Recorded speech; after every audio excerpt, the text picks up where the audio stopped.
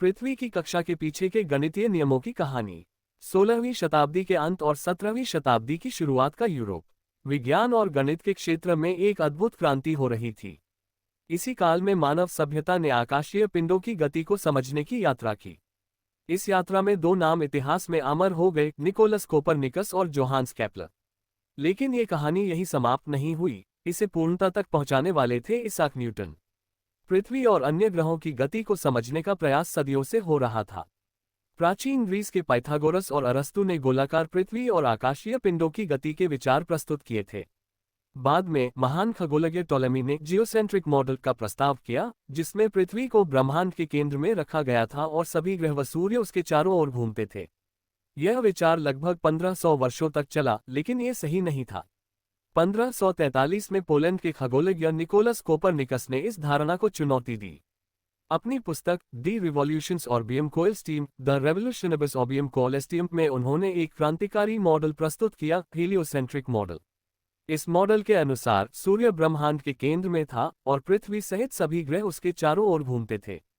हालांकि यह विचार बहुत ही क्रांतिकारी था, उस समय की धार्मिक और सामाजिक मान्यताओं ने इसे स्वीकार नहीं किया। कोपरनिकस के इस मॉडल को विकसित करने और इसे गणितीय रूप से सिद्ध करने का काम जोहान्स केपलर ने किया।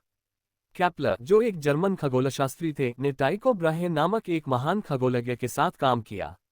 ब्राहे ने ग्रहों की गति पर वर्षों के अवलोकन किए थे। इन आंकड़ों का उपयोग करते हुए केपलर ने 1609 और 1619 के बीच ग्रहीय गति के 3 नियम विकसित किए, जो आधुनिक खगोल विज्ञान के आधार बने। केपलर का पहला नियम यह था कि ग्रह सूर्य के चारों ओर अंडाकार कक्षा एलिप्टिकल ऑर्बिट में घूमते हैं, न कि गोलाकार में। यह उस समय के विचारों के विपरीत था, लेकिन उन्होंने इसे ब्राहे के अवलोकनों के आधार पर सिद्ध किया। दूसरा नियम यह था कि ग्रह जब सूर्य के करीब होते हैं तो वे तेज गति से घूमते हैं, और जब सूर्य से दूर होते हैं तो धीमी गति से। इससे समान क्षेत्र में समान समय, equal areas in equal times के सिद्धांत के रूप में भी जाना जाता है। तीसरा और सबसे प्रसिद्ध नियम यह था कि ग्रहों की कक्षीय अवधि और उनकी सूर्य से औसत दूरी के बीच संबंध होता है। उन्होंने इसे गणितीय रूप से इस प्रकार व्यक्त किया, T² प्रोपोर्शनल R³, जहां T ग्रह की सूर्य के चारों ओर परिक्रमा करने में लगने वाला समय है और R सूर्य से औसत दूरी। केपलर के ये 3 नियम खगोल विज्ञान में एक नई क्रांति लेकर आए। लेकिन इन नियमों के सिद्धांत को एक ठोस आधार देने के लिए गुरुत्वाकर्षण का नियम समझना जरूरी था। यहीं से इसाक न्यूटन का सफर शुरू होता है।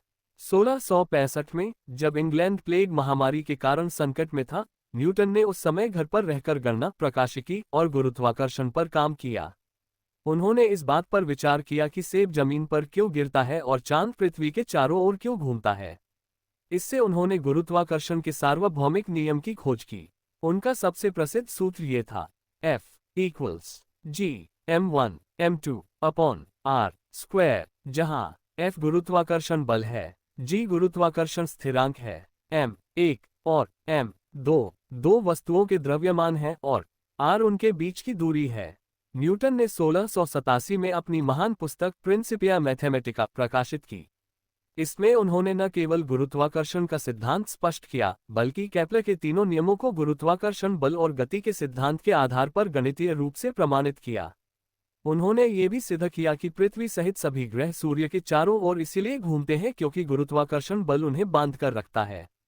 इन 3 वैज्ञानिकों कोपरनिकस, केपलर और न्यूटन ने मिलकर ब्रह्मांड के रहस्यों को उजागर किया। इनकी खोजों के कारण आज हम उपग्रहों को अंतरिक्ष में भेज पाते हैं, चंद्रमा और मंगल पर मिशन कर सकते हैं और ब्रह्मांड को समझने की कोशिश करते हैं। पृथ्वी की कक्षा के गणितीय नियम न केवल खगोल विज्ञान बल्कि पूरी मानवता के लिए प्रेरणा है।